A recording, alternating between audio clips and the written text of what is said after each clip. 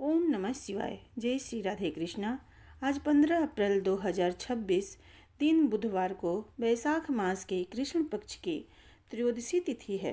त्रयोदशी तिथि को प्रदोष का व्रत रखा जाता है। प्रदोष व्रत भगवान शिव को अति प्रिय है।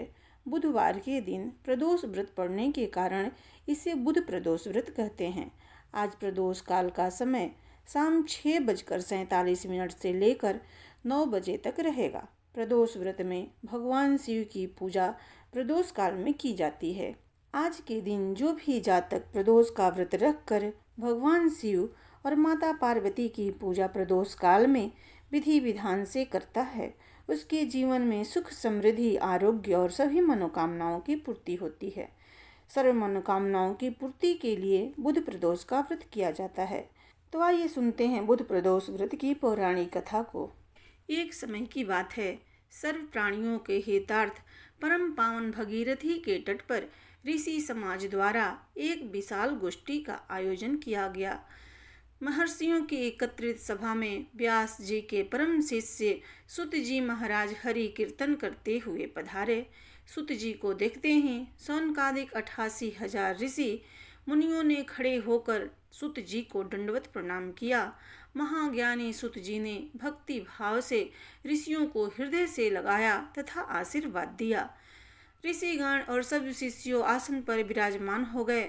मुनिगण विनीत भाव से सुत जी से पूछने लगे कि हे सुत जी, आप परम दयालु हैं। कली काल में भगवान शंकर की भक्ति किस आराधना द्वारा उपलब्ध होगी, हम लोगों को बताने की कृपा कीजिए, क्योंकि कलयुग में सर्व प्राणी पाप कर्म में रत रहकर वेद शास्त्रों से विमुख रहेंगे। दीन जन अनेक संकटों से ग्रस्त रहेंगे। हे सूत जी, कली काल में सत्कर्म की ओर किसी की भी रुचि न होगी। जब पुण्य क्षीण हो जाएंगे तो मनुष्य की बुद्धि असत कर्मों की ओर खुद ही प्रेरित होगी, जिससे दुर्विचार पुरुष वंश सहित समाप्त हो जाएंगे। इस अखिल भूमंडल पर जो मनुष्य ज्ञानी होकर ज्ञान की शिक्षा नहीं देता, उस पर परमपिता परमेश्वर कभी प्रसन्न नहीं होते। हे सुत जी, ऐसा कौन सा उत्तम व्रत है जिससे मनोवांछित फल की प्राप्ति होती हो, आप कृपा करके बतलाइए। ऐसा सुनकर सूत जी कहने लगे कि हे श्रेष्ठ मुनियों, आप सभी धन्यवाद के पात्र हैं। आपके विचार सराहनीय एवं प्रशंसनीय हैं, क्योंकि आपके हृदय में सदा परहित की भावना रहती है।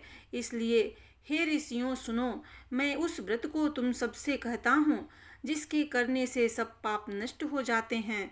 धन वृद्धि कारक, दुख विनाशक, सुख प्राप्त कराने वाला, संतान देने वाला, मनोवांछित फल की प्राप्ति कराने वाला यह व्रत तुमको सुनाता हूँ, जो किसी समय भगवान शंकर ने सती जी को सुनाया था और उनसे प्राप्त यह परम श्रेष्ठ उपदेश मेरे पूज्य गुरुजी ने मुझे सुनाया था, जिसे आपको समय पाकर शुभ बेला में मैं सुनाता हूँ। सूत जी कहने लगे कि आयु, विद्या, स्वास्थ्य और सभी मनोकामनाओं की पूर्ति के लिए त्रयोदशी का व्रत करना चाहिए।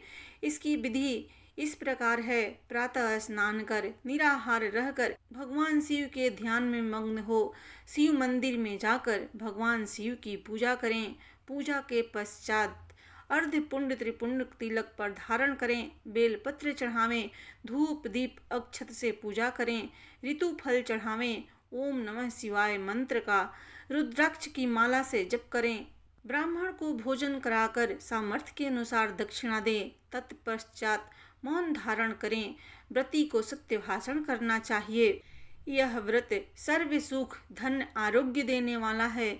यह व्रत सब मनोरथों को पूर्ण करने वाला है। प्रदोष काल में भगवान शिव की पूजा करते हुए यह ध्यान करें कि करोड़ों चंद्रमा के समान कांतिवान त्रिनेत्रधारी, मस्तक पर चंद्रमा का आभूषण धारण करने वाले, पिंगल वर्ण के जटाजूटधारी, नीले कंठ तथा अनेक रुद्राक्ष मालाओं से सुशोभित, वरद हस्त त्रिशूलधारी, नागों के कुंडल पहने, व्याघ्र चर्म धारण किए हुए, रत्न जड़ित सिंहासन पर विराजमान भगवान शिव को हम नमस्कार करते हैं। हे ऋषियों, प्राचीन काल की बात है, एक पुरुष का नया नया विवाह हुआ था।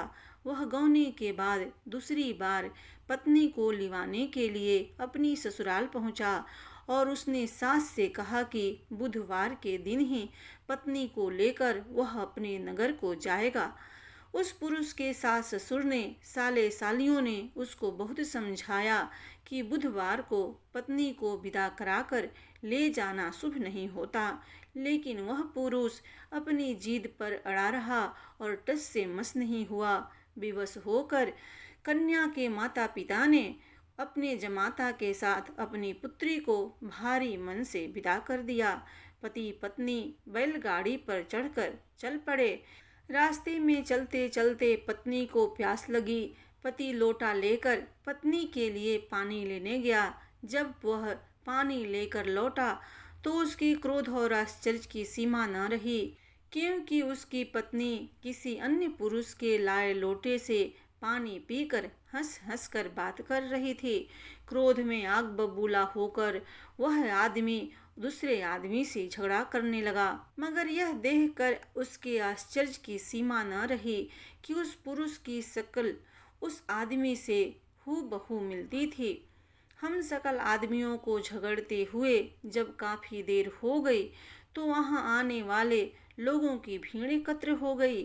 सिपाही भी आ गए। सिपाही ने स्त्री से पूछा कि इन दोनों में से कौन सा आदमी तेरा पति है, तो वह असमंजस में पड़ गई, क्योंकि दोनों की शक्ल एक दूसरे से बिल्कुल मिलती थी। बीच राह में अपनी पत्नी को इस तरह लुटा देखकर उस पुरुष की आंख भर आई। वह शंकर भगवान से प्रार्थना करने लगा कि हे भगवान, आप मेरी और मेरी पत्नी की रक्षा करो। मुझसे बड़ी भारी भूल हो गई जो मैं बुधवार को पत्नी को विदा करा कर लाया।